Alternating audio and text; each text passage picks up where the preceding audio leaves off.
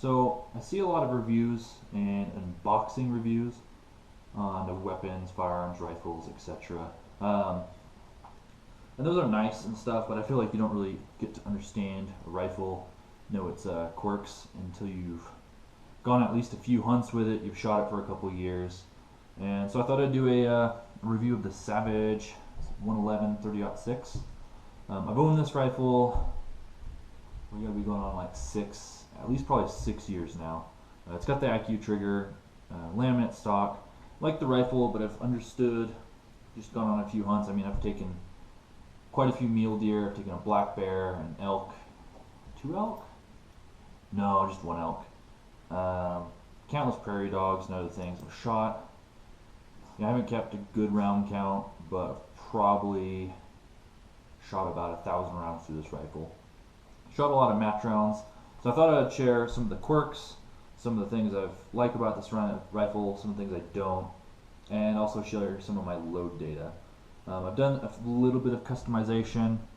I put an extra, I don't know what you call these things, sling mounts, because normally I'll have a bipod, but I went on a black bear hunt, knew I wasn't going to be taking shots over 200 yards, don't really need the extra weight. Normally I have that there. It's pretty great for the range, good for some elk hunts where I know could be taking some longer shots. Don't have it on now because this one came loose, and that's the factory one. So it was coming out pretty easy, so I put some glue on the threads, re-put it in, that should hold it really well. This one, might have put that one a little bit too far back. That's probably where that mounts. The only problem with that is that if you're shooting, that puts your hand right up to it. That's not necessarily something you want to feel during your recoil. You can cut your hand. I mean, the 30-06, it's not a ton of recoil. So some of the things I've done to it is I put this wrap on it. It puts my face like perfect, right in line with the scope. I will say I am a bit of a taller guy, and it's a short rifle. That's not something I necessarily noticed when I bought it. I didn't really exactly know what I was looking for. But I mean, I got it for, I think I paid like 400 bucks. That Cabela's new, of course no scope. Right now I have it mounted with a SWFA Super Sniper 3-15. That's a pretty pricey scope, but I probably put 3 or 4 different scopes on this rifle, and I kind of learned, you get what you pay for. Oh, I've also threaded the barrel. I ended up, I don't know, this is just a thread protector, something, aluminum thread protector. I think I got off eBay for like 7 bucks. It's longer than the threads, but that's fine. I mean, it doesn't affect anything. I think when I very first cut the threads, I had a little bit of accuracy degradation, but now it's fine. You can kind of see right there what we got, but it's fine. I have a Form 1 suppressor, and I actually do hunt with it. In fact, I shot my last black bear with it on, and it works surprisingly well. I built this Form 1 out of freeze plugs, the titanium tube, and I mean, it works well. The only downside is it does add a bit of weight.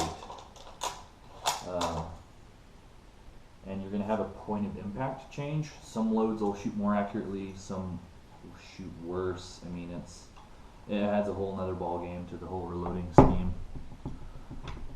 Put this back on. Then we'll say this can be a little bit tricky getting back on. There we go. Okay, some of the things I don't like about this rifle. The bolt handle. I mean, it's got the serrations, which is nice, but I mean, for any sort of hunting, you're not shooting that many rounds, it's fine. But at the range, your thumb kind of feels it after just a bit. The bolt, this is, and it might just be my rifle, I've held Savages that have a lot smoother bolt action, or the action just feels a lot smoother. This guy right here just feels stiff. Just the whole, that part, lifting it. The other thing I've noticed, and I'll see if I can get a better view here, but the magazine, not that big of a fan. In fact, I'll put some rounds into it. I'll show you what I mean. So just put a couple, go ahead and close the bolt. There's nothing in the chamber, there's no one around, so God forbid an ND happened, would be relatively safe. Extract the round, you get out to here, and it, I've had this happen even out in the field when I was mule deer hunting, and it doesn't want to, you think you're all the way back, you get to here, and it happens with more, but it happened a couple times, and it won't want to grab the next round, and it could just be with a full magazine, but you have to pull it all the way back before it'll strip off another round. So that's that. I'm not too impressed with their magazines. I have a couple older 30-06 rifles. A lot more impressed with the magazine quality. Another thing, empty. This bolt right here. So there's 3 bolts holding. Let's see, I guess this one's a screw, but this one right here barely grabs. Like the bolt either needs to be like a millimeter or so longer, or maybe this hole just needs reamed out more. It just doesn't grab enough. I mean, I'm always constantly worried about stripping that thing out, so I don't actually disassemble it too often, just for fear of that. Trigger's fine. I actually like the stock. The stock is a bit short, but again, I'm a taller guy. I don't really know how to check, but I'll probably end up eventually putting a 1/2 inch spacer or so right in between there. That's about all my gripes. I mean, this is made out of plastic, which, I mean, it hasn't broken yet. It is made to be a cheaper rifle. I think Savage rifles look ugly, but they do shoot. Oh, big thing I'm surprised I didn't pop up already is that I'll get misfires every once in a while. I've had 1, maybe 2 out of 100 won't fire the first time. Sometimes they will fire after this second time, but they just don't hit the primer hard enough. That's something I should probably see about getting some warranty work done on it, or just replacing the firing pin spring. As typical, I'll give you the close-up. So that is my stock job right there. What did I do? I took a sleeping mat, a couple of them. In fact, I think you can kind of see the blue sleeping mat, athletic tape. I've had that for 2, maybe 3 years. If it gets too worn out, I'll redo it. Works great, good cheek weld. Not too much wear on the stock. I mean, you can kind of see some dings right there. That's just from carrying it on a sling. Another ding right there. I mean, typical wear and tear. Really like the scope. The scope's working out great for me. I had a fixed 12, but that just doesn't work very well.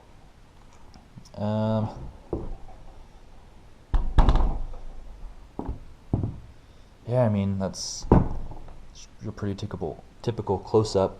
I know a lot of people don't like to share load data. I'll go ahead and do that. I'll show you some of the groups I've been getting.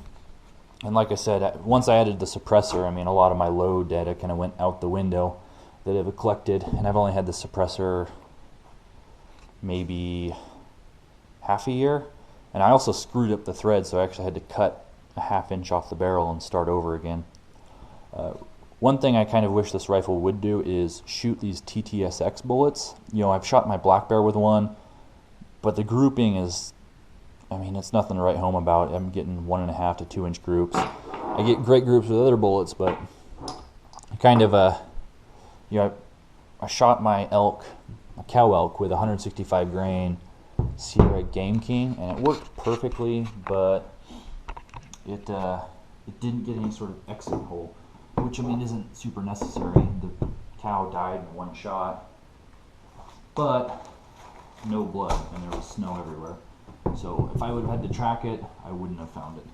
I'll just go through some of the stuff I have. I've been pretty impressed with the SST bullets, not only because they shoot about the same suppressed and unsuppressed, but they shoot almost same point of impact. Let's see, I don't know if you're going to be able to see this, but So you can see the first holes, the unsuppressed shoot a 1/4 inch, maybe 1/2 inch higher, and I mean that's easy enough for deer hunting or minute of game just to take it on and off. This is my 180 grain SST. I don't know what the, oh, I've got the load data written right there. That's my overall length. Max load of H4350. What is that? Oh, I don't actually have it written, but 3 shots, suppressed, unsuppressed, 3 shots. I don't know what these flyers are. Maybe I was just dialing it in. I don't know. I have my scope set to a match bullet, and I'll show you the loads for that maybe. And then, you know, with this SWFA, it's easy enough just to dial it in, so I can just adjust for every shot. This is the Game King, really accurate round. This is what I shot my elk with, and only downside is that it doesn't seem to shoot as well once I put the suppressor on. I mean, those are still very good groups, but they're not great. They're not, you know, they're not 3 holes touching. So that is these 2 right here, the 165. See my load then, I'm sure you can read. What else do we got? Oh, playing around with some subsonic loads. 9 grains of bullseye and a 240 grain leatherhead cast bullet that's coated. 3 shots right there. That's pretty dang good. And these are all at 100 yards. The only downside to those big, heavy suppressed bullets is that their trajectory is like a rainbow. What else do I got? Oh, those ones just didn't do very well. More of those SST bullets. I think this is a slightly different load. I don't think that's the max of H4350, but still really good groups. Don't know what that one was. Here's some of the TTSX ones. So TTSX, boom, 1, 2, 3. I mean, they're not bad, but they're not good. That's with a suppressor. What else do we got? We got, let's see. Yeah, TTSX unsuppressed. I mean, 1, 2, 3. That's got to be like a 2, 2.5.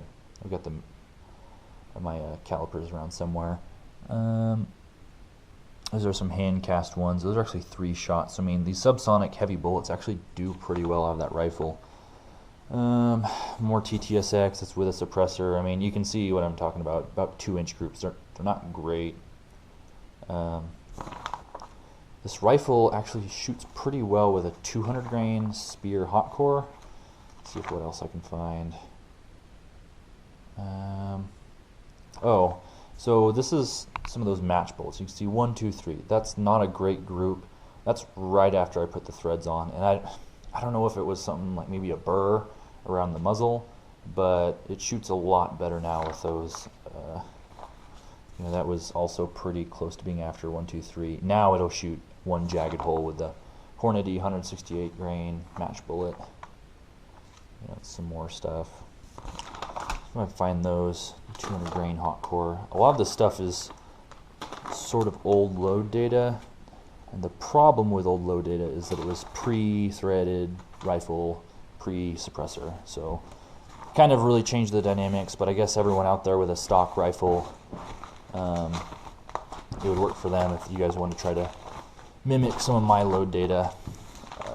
Maybe I'm doing something wrong with these TTX bullets. I've tried 2 different powders. I've tried playing around with the seating depth. If you guys know something that I don't, I mean, I don't know, make a comment or something. But Sierras, those have worked great. Those Game King, especially the 165 grain variant. These SSTs, these have worked pretty well, but I've heard a lot of people say they didn't like their performance on game. They were a little bit too explosive. We'll see. I'll shoot a deer before I shoot an elk, and hopefully the 180 grain is just moving slow enough that it won't really matter. But yeah, that's about all I got. I don't have any shooting, but I figure everyone makes these review videos, and they're always unboxing videos. I mean, you can unbox whatever you want, but you just don't get the feel for it. You don't get to experience the failures, the successes of the rifle or the gun. That's all I got.